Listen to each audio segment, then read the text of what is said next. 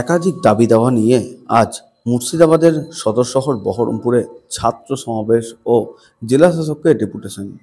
প্রসঙ্গত, পূর্ণাঙ্গ মুর্শিদাবাদ বিশ্ববিদ্যালয়ের দাবিতে আজ বহরমপুরে ছাত্র সমাবেশ ও জেলা শাসককে ডেপুটেশন দেওয়া হলো।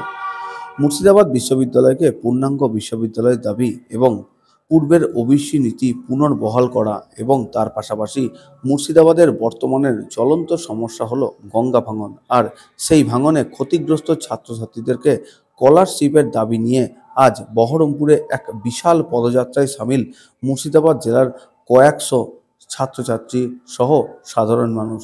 আজ আনুমানিক দুপুর 1টা নাগাদ বহরমপুরের ব্যারাক স্কোয়ার ময়দান থেকে একটি পদযাত্রা বহরমপুর শহরের একাধিক রাজপথ পরিক্রমা করে জেলা শাসকের দপ্তরে এসে পৌঁছায় এবং তারপর জেলা শাসককে ডেপুটেশন দেওয়া হয়। এ প্রসঙ্গে কি জানিয়েছেন এই সংগঠনের ছাত্র থেকে আন্দোলনকারীরা, আসুন শুনব বিস্তারিত।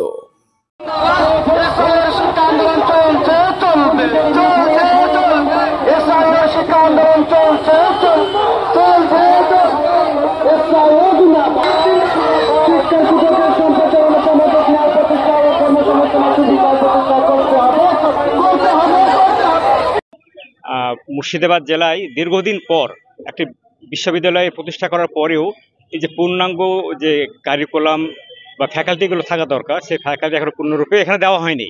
সে সঙ্গে কৃষ্ণনাথ কলেজ একটা ঐতিহ্যবাহী কলেজ, সেই কলেজের ঐতিহ্যকে নষ্ট করে ওখানে বিশ্ববিদ্যালয় প্রতিষ্ঠা করা হয়েছে। আমরা মনে করি অন্য একটি জায়গাতে আলাদা স্পেসে তার পরিকাঠামো গড়ে তোলা হোক এবং মুর্শিদাবাদ সহ নিকটস্থ যতগুলো কলেজ আছে সেই কলেজগুলোকে এই বিশ্ববিদ্যালয়ের আওতায় নিয়ে এসে এই এলাকার সমস্ত ছাত্র ছাত্রীদের এই বিশ্ববিদ্যালয় থেকে সুবিধা নেওয়ার সুযোগ করে দিতে হবে। এই দাবিতে আজকের এই পদযাত্রা এবং ছাত্র সমাবেশ।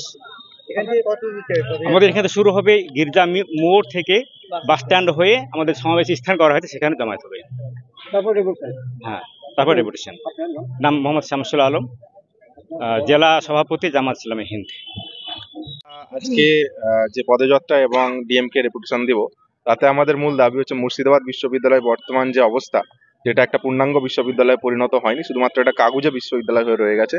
তো আমাদের দাবি হচ্ছে একটা পূর্ণাঙ্গ বিশ্ববিদ্যালয়ের রূপ সেটাকে দিতে হবে এবং সেটা ছাড়াও বর্তমানে ওবিসি নীতি নিয়ে যে একটা টালবাহনা চলছে, পূর্বের ওবিসি নীতি পুনর্বহাল করা।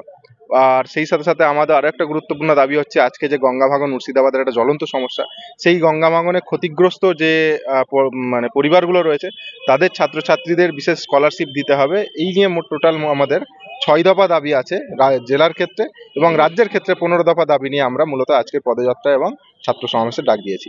আপনারা এখান থেকে কোথায় যাবেন? আমরা এখান থেকে স্কোয়ার ফিল্ড থেকে শুরু করব। এখানে গিয়ে আমরা এখান থেকে একটা আমাদের র্যালি যাবে, সেখানে ছাত্র সমাবেশ অনুষ্ঠিত হবে। সেখান থেকে আমরা একটা প্রতিনিধি দল ডিএম অফিসে গিয়ে সেখানে আমরা ডেপুটেশন জমা দেব।